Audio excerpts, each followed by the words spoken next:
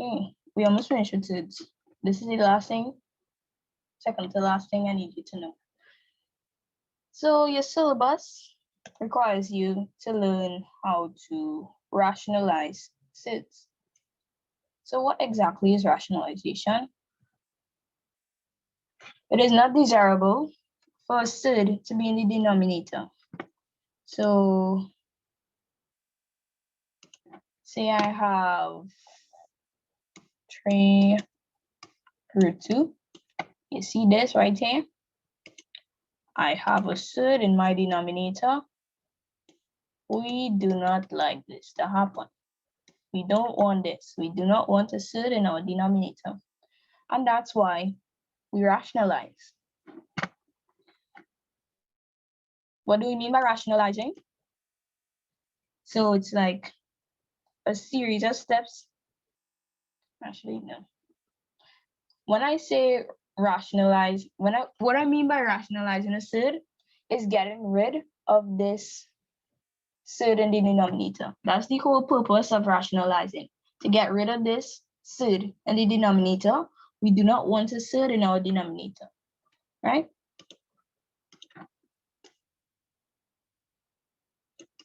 So that's what rationalization is. But how do we rationalize a SID? So this first instance, if the denominator has one term, we have to multiply both, see it's in caps, both the numerator and denominator by the SID in the denominator.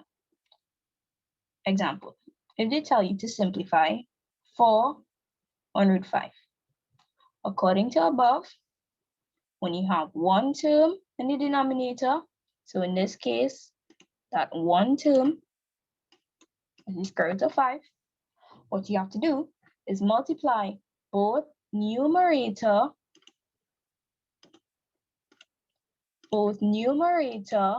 and denominator by the SID in the denominator. So you multiply both the numerator and the denominator by the square root of 5. And that's what I have here. You multiply both numerator and denominator by the SID, that's the denominator. In this case, it's the square root of 5. So I multiply numerator by square root of 5, denominator by square root of 5. What do I get? 4 root 5 over 5. Why 5? Because the square root of 5 times the square root of 5 is 5. Root A times root A gives me A. Everybody cool with this? Yes, miss. Okay. So purpose of rationalization, to get rid of that SID in my denominator. I do not want that SID in my denominator. And this is what you have to do to get rid of that SID. You multiply it by the SID. When I say it, I mean both the numerator and denominator by the SID that's in the denominator. Okay? Any questions, please let me know. And that's why this is rule here. A divided by square root of B. If I want to rationalize this SID, what I have to do, I have to multiply both numerator and denominator by the square root of B. Please let me know if you have questions. But you might also see something like this. When there are two terms in the denominator, you multiply the same both numerator and denominator. So you multiply both numerator and denominator by something called the conjugate of the denominator. So what exactly is the conjugate? If a SID is given as C plus the square root of D, then the conjugate is C minus the square root of D, and vice versa. If I have C minus square root of D, then the conjugate is C plus the square root of D. So you might be wondering why. Why do we have to multiply it by this thing called the conjugate? What is that? Oh my gosh, I don't know what's going on. Okay, so we said rationalization. So say I have terms A plus square root of B divided by C plus the square root of D. Am I recording? Okay. So we said the purpose of rationalization is to get rid of this surd. Why? We do not want any surds in our denominator. That's a no-no. So that's why we're trying to get rid of it. And we said when given two terms in the denominator, so in this case it's C, and we have the square root of D, how do I get rid of this surd? We multiply by something called its conjugate. And we said that the conjugate of C plus square root of D is C minus the square root of D. So now I'm going to explain to you why this is the conjugate and how exactly does multiplying this by this get rid of the surd. Let me show you. So say I use the distributive law. So C times C is C squared. C times minus root D, that's minus C root D. Root D times C, that's plus C root D. And plus root D multiplied by minus root D, that would be minus the square root of this.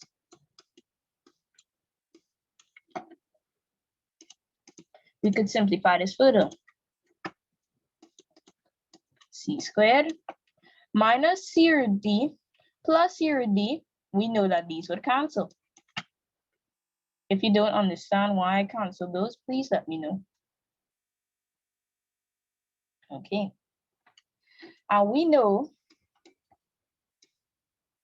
that the square root of D squared, which is the same as the square root of D times the square root of D, is going to give me back D. So we could say the square root of D squared, which is this same thing, is D. Oh, let me just put square root is equal to C squared minus D. Looking at this now, we no longer have a surd in the denominator. We got rid of that. Now we have C squared minus D.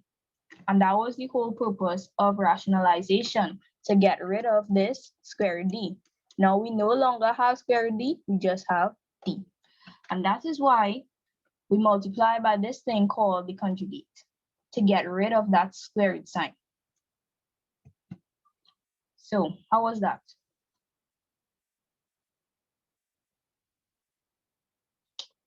Please let me know. If you don't understand, I will try to explain it another way.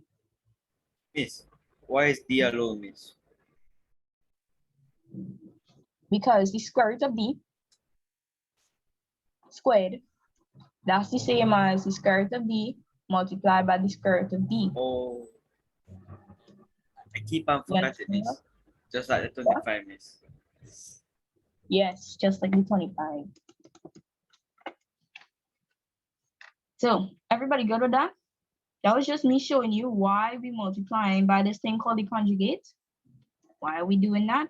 We need to get rid of this square root sign. That's the whole purpose of rationalization, to get rid of the square root. We don't want this. And if I multiply by this thing called the conjugate, I will end up with D by itself. I'll get rid of the square root symbol, which is the whole purpose of rationalizing in the first place. So everybody good with that? Yes, Miss. I need at least one more person answering me. Yes, miss. Okay. If you don't understand, please let me know. That was just me showing you why or how does this thing work. Because I don't want you to just learn or something for learning sake. You need to understand why. Example. Say they ask you to simplify this. So 2 on 1 minus root 2. So according to above, when there are two terms in the denominator, so I see 1 and I see minus root 2. We multiply both the numerator and the denominator by the conjugate. Remember, if a set is given as c plus root d, then the conjugate would be c minus root d. So in other words, you see this sign, it just changes. So if it's a positive, it would become negative. But if it was negative, it would become positive, right? So that's the conjugate. So we multiply both numerator and denominator by this conjugate, this thing called the conjugate. So what I just said, the conjugate, all you have to do is switch the sign. So if this is positive, it will become negative, and if it's negative, it becomes positive. In this case, we have 1 minus the square root of 2. So this minus sign, if I wanted to find the conjugate of 1 minus root 2, that would just change to a positive sign. And that's why we have 2 divided by 1 minus root 2 multiplied by 1 plus root 2.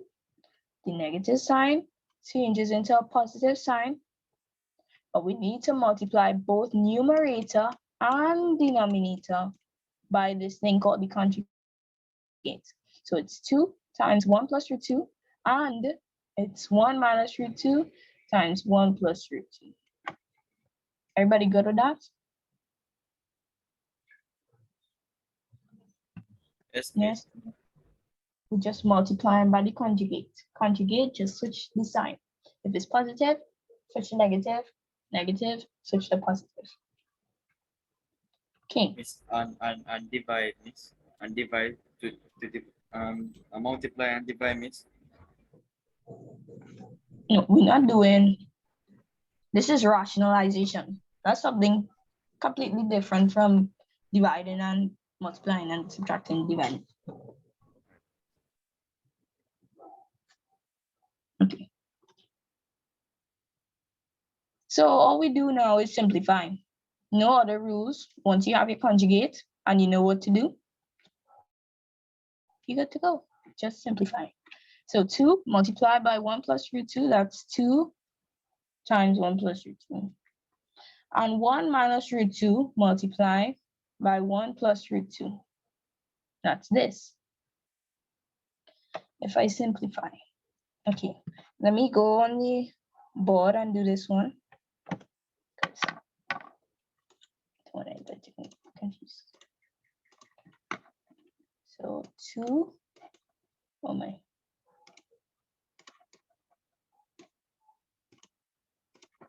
Please let me know if you're not following now. 2 times 1 minus root 2. We said since this has 2 terms, we see in 1 and we see in this minus root 2, we know that in order to rationalize, we need to multiply both the numerator and the denominator by something called the conjugate. The conjugate of 1 minus root 2 would be, remember, all you have to do is switch the signs. So you see minus here, the conjugate would just be 1 plus root 2. That's all you have to do. So multiply both numerator and denominator by this thing called the conjugate. 1 plus root 2 divided by 1 plus root 2. And all we do now is simplifying. No other, you don't have to learn any other rules now. Just simplify using what you already know. So this is 2 times 1 plus root 2. And this is 1 minus root 2 times 1 plus root 2.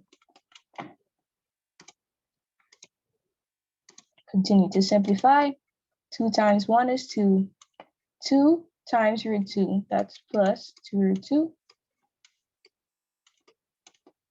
divided by. Okay, so what I want to show you now, when I was doing the example, I showed you distributive law. So 1 times 1, then 1 times root 2 minus root 2 by 1 and minus root 2 by root 2. But you would have learned this in math class. No, that's not the curly brackets. This right here, there's something called difference of two squares. And it says that a squared minus b squared is equal to a plus b times a minus b. Not sure if you came across that yet, but you will eventually. So instead of doing that whole distributive thing where you multiply 1, 2 by the next and all of that, you could say, okay, I see 1 minus root 2, and then I see 1 plus root 2. You recognize that this is the difference of squares. A plus b times a minus b. So what does that mean? A plus b times a minus b is the same as a squared minus b squared. In this case, my a would be 1.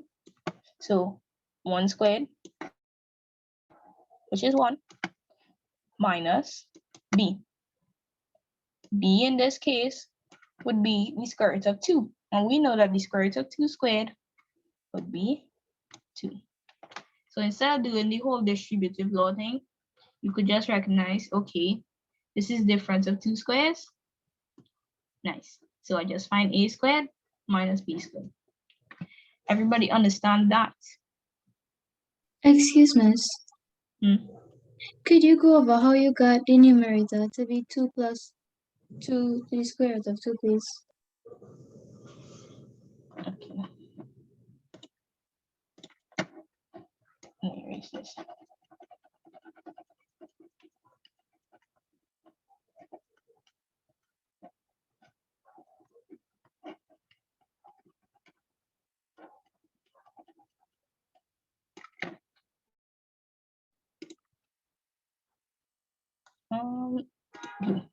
So 2 multiplied by this, right? I just looking at the numerator right now. So new, I just put new. Right, this is just the numerator looking at, not the denominator right now.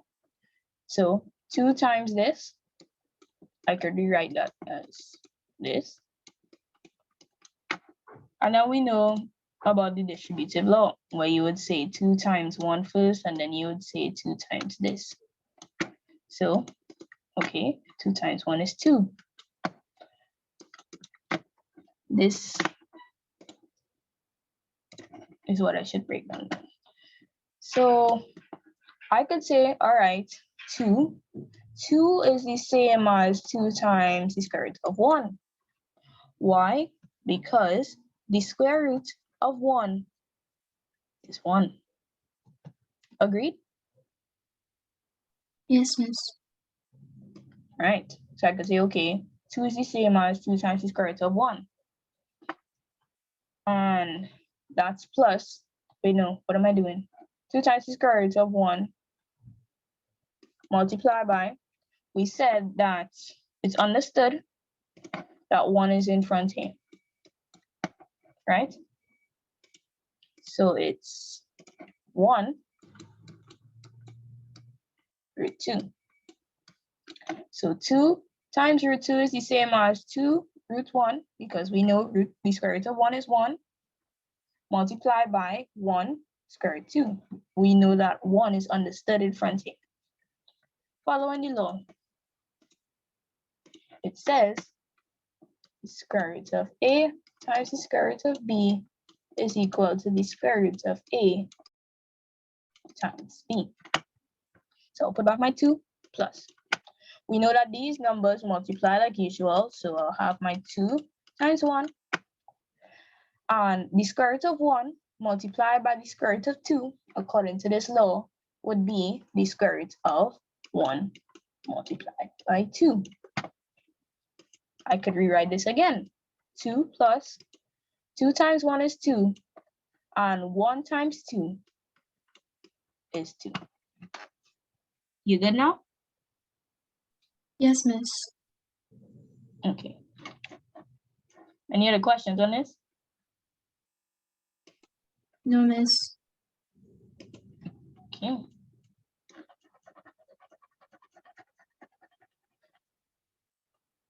I just need to finish up this question, and then I could go into the one for you to try by yourself.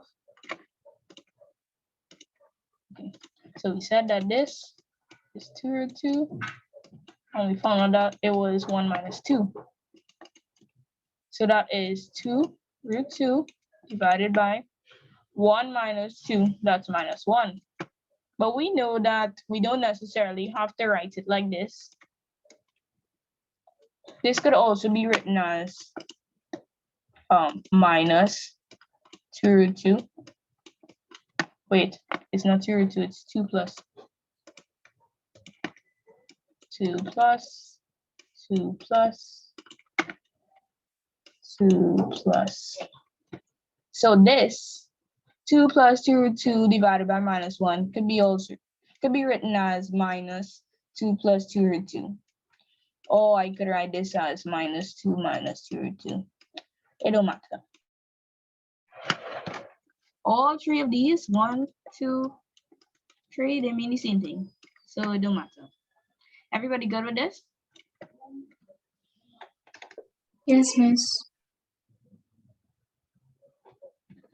Please tell me if you're not good with this. Okay. Wait, miss, go back. I'm gonna write it down. Oh, miss. I can't go back. There's no undo.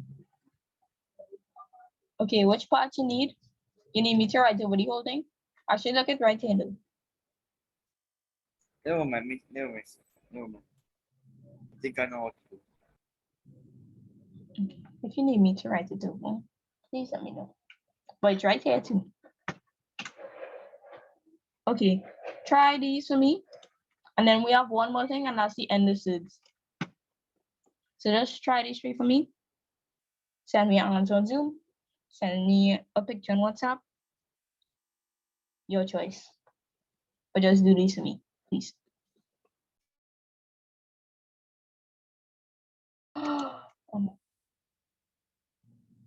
Anyways, both by the conjugate.